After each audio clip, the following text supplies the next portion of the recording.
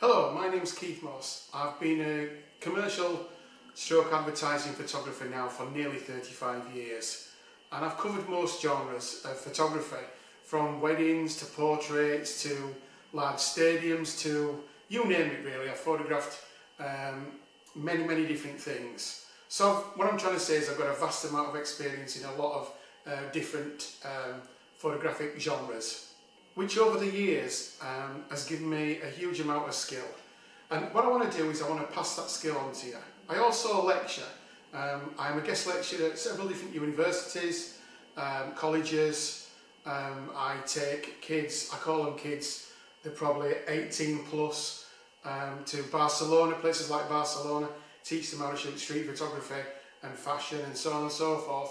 I'm also an Ilford partner, one of only a few worldwide. So I'm just trying to, instill the fact that I have a lot of experience. So what I want to do with this first workshop is go right back to the beginning and go back to learning the basics, but learning them properly. For instance, the exposure triangle. What is it? How does it work? Aperture, shutter speed, ISO. How do those three elements work together? I also want to go into white balance and one or two other things. I also want to go into colour space. What colour space to use?